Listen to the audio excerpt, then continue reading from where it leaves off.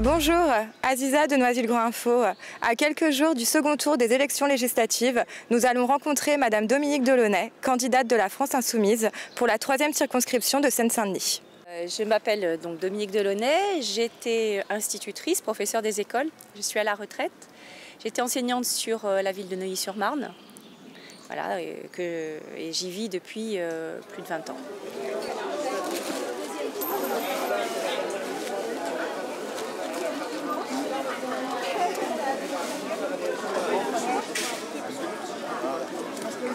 Comment vous sentez-vous après ce premier tour ? Alors, on est très heureux parce que nous avons mené une campagne avec une équipe très enthousiaste et nous sommes arrivés au deuxième tour. C'est vraiment un grand plaisir, une grande satisfaction parce que la campagne a été intense. On a fait énormément d'actions et on voit que ça a été payant, même si on est déçu par le taux d'abstention. Et on se dit que, en fait, au deuxième tour, si les abstentionnistes du premier tour se déplacent, c'est tout à fait gagnable. Donc voilà, on est dans une bonne dynamique pour le deuxième tour. Si vous êtes élu, comment envisagez-vous la fonction de député ? Alors c'est une fonction qui pour moi est au plus proche de la population, même si nous avons un rôle qui est un rôle national, d'écriture des lois, de vote du budget, vote du budget de la sécurité sociale, donc c'est un rôle qui est national. Mais pour tout ce qui est proposition de loi, moi et nous sommes nombreux à la France Insoumise à vouloir travailler comme ça, c'est-à-dire qu'on veut travailler au plus proche des électeurs, faire des ateliers des lois, des ateliers législatifs, voir sur le terrain quelles sont les lois qui sont nécessaires pour améliorer la vie, le quotidien des gens. Ça, c'est dans l'action positive. Et puis, on a aussi un rôle qui va être extrêmement important, qui va être celui d'être la seule force d'opposition à l'Assemblée nationale, à République en marche. Et c'est important qu'il y ait une force d'opposition pour pas que l'Assemblée nationale soit juste un déni de démocratie. Là, dans l'état actuel des choses, si les choses se confirmaient comme au premier tour, on a environ 15% du corps électoral qui va amener à l'Assemblée nationale 85% de députés. Donc là, pour nous, enfin moi, je pense que c'est vraiment un déni de démocratie et c'est aussi la preuve que la Ve République arrive au-delà de ce qu'elle pouvait faire. Elle a été très bien à un temps, elle a été nécessaire, elle a permis de construire une certaine stabilité, mais là on arrive au bout des institutions et on a vraiment besoin de construire une 6e République. Donc le rôle aussi en tant que député, ça va être de tout faire pour pouvoir aller vers une 6e République. Qu'est-ce que votre parti peut apporter de plus par rapport à un autre parti ? C'est la seule opposition réelle à Emmanuel Macron. La France Insoumise et les députés insoumis seront les seuls à se battre contre la casse du Code du travail parce qu'on ne peut pas compter sur les députés socialistes qui ont voté la loi El Khomri de s'opposer aujourd'hui à une loi El Khomri qui est multipliée par 10 et à cette casse du Code du travail. Les seuls à vraiment s'être battus contre cette casse du Code du travail, c'est la France Insoumise, c'est l'Avenir en commun qui a fait d'autres propositions alternatives. Nous, on porte un projet alternatif, construit, mûrement réfléchi, élaboré avec l'aide des associations qui sont sur le terrain, avec l'aide de milliers de contributions. Et nous avons un programme et les députés de la France Insoumise veulent s'appuyer sur ce programme pour toutes les propositions de loi que nous pourrons faire. Et que pensez-vous apporter à la 3e circonscription ? Ce que je pense apporter, c'est mon regard de citoyenne, mon expérience de femme qui vit comme les autres, avec les autres. Je ne suis pas en dehors de la vie, je suis dans la vie. J'ai été enseignante dans cette circonscription, je connais bien les problèmes. Je connais les problèmes de mes concitoyens, les problèmes de transport en particulier, des gens qui font jusqu'à 4 heures de transport par jour, les burn-out que ça peut provoquer, les pathologies que ça peut déclencher comme des claustrophobies, comme des agoraphobies. Tout ça, ce sont des problèmes que je vis au quotidien avec les gens qui m'entourent. Donc ça, je pense que c'est quelque chose déjà que je peux apporter, cette vision de la vie quotidienne dans la réalité. Quels sont les besoins que vous avez identifiés? Alors, les besoins sont énormes. Déjà, ces problèmes de transport. Et puis, il y a tous les problèmes écologiques qui me tiennent vraiment à cœur.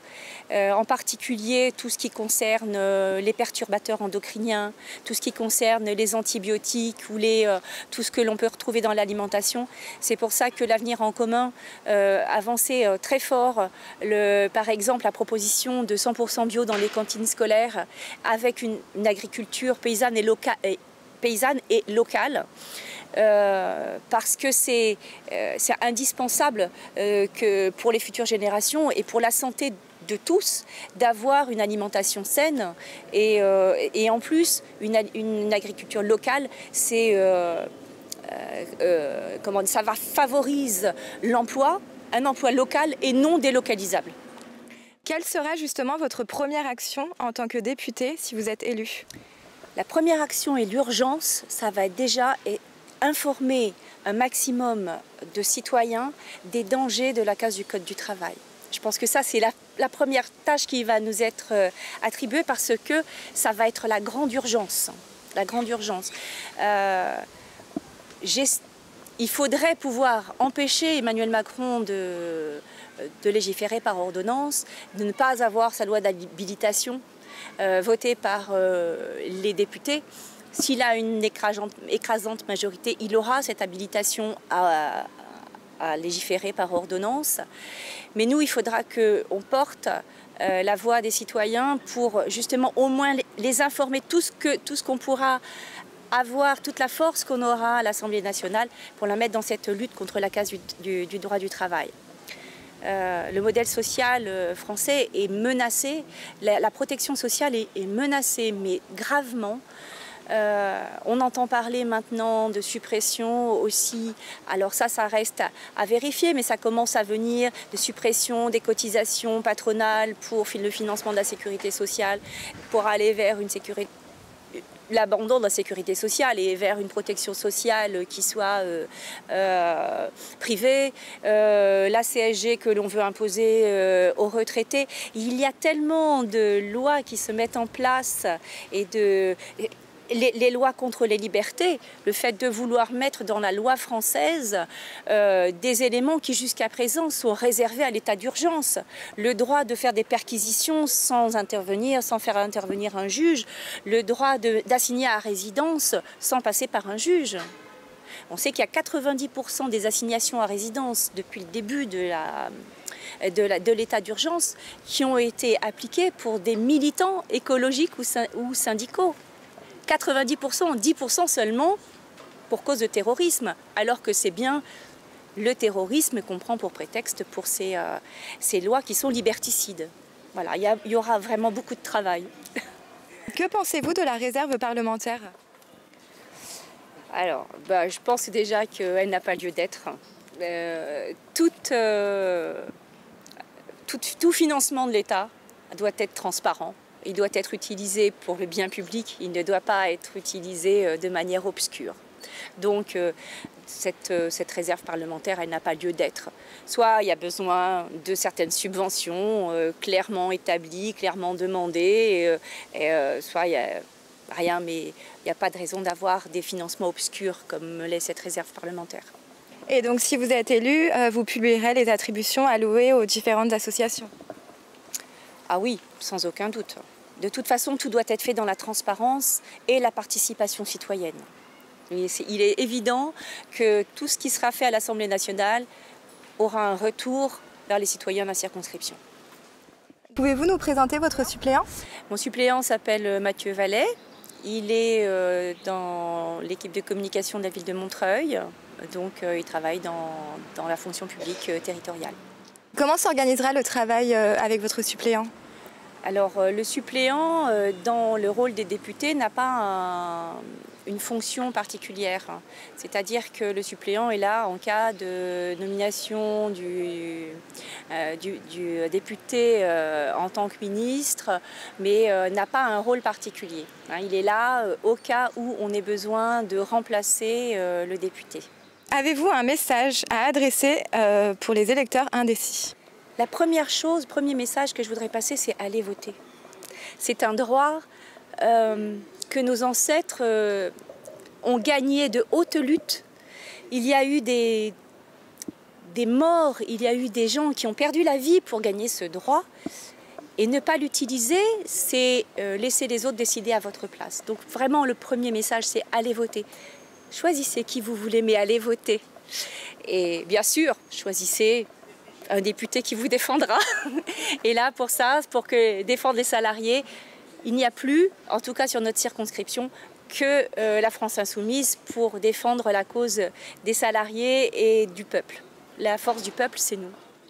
Auriez-vous envie d'adresser un message à Monsieur Patrice Anato ou Brigitte de Pertuis? Pas de triomphalisme.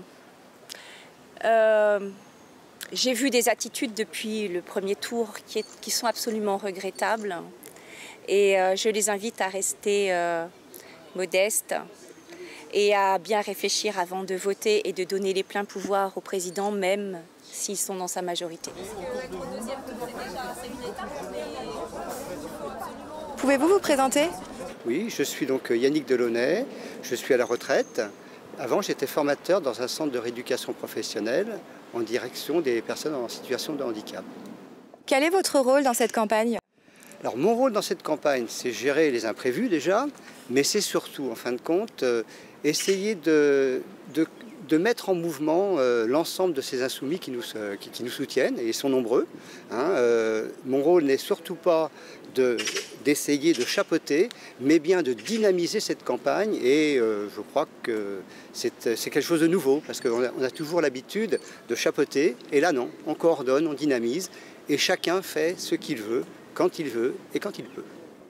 Et que pensez-vous des résultats de ce premier tour? Les résultats du premier tour, je pense qu'on peut vraiment les attribuer à toute cette campagne merveilleuse qu'on a pu faire dans les quartiers, avec tous ces insoumis, avec ces personnes qu'on rencontrait sur les marchés, qu'on rencontrait dans les quartiers et qui nous aidaient. C'est-à-dire qu'il est arrivé souvent qu'une personne nous dise « donnez-nous des tracts, je vais faire autour de moi ». Et donc cette campagne a été merveilleuse et ces résultats, c'est le fruit de tout ça.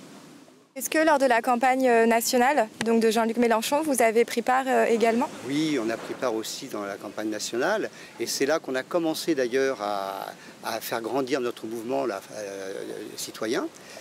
Il a grandi, en fin de compte, moi j'ai commencé en novembre de l'année dernière, on était quelques-uns et rapidement on est devenu un nombre assez intéressant, on était une vingtaine, puis une trentaine. Et puis au fur et à mesure sont arrivés, et ça c'était quelque chose de formidable, beaucoup de jeunes. Il y a beaucoup de jeunes qui sont arrivés dans cette campagne pendant la présidentielle. Et chose pour moi incroyable, c'est qu'après ce premier tour, on aurait pu croire que les gens étaient un peu déprimés. On a eu une vague de personnes qui sont arrivées, des jeunes encore une fois, beaucoup de jeunes, d'autres personnes, mais aussi des jeunes.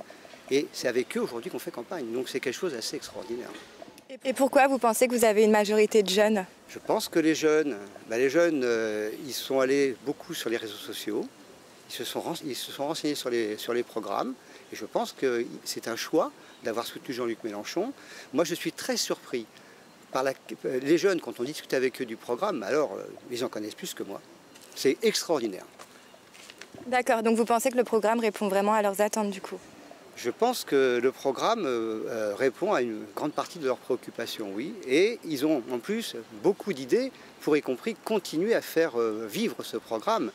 Je pense que les jeunes, et ça c'est mon souhait le plus cher, mais je pense qu'ils vont le faire, ils vont renverser la table.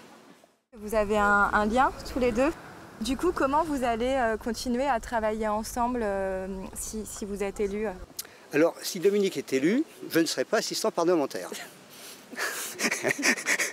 Voilà, ça c'était la boutade, mais quand même, voilà.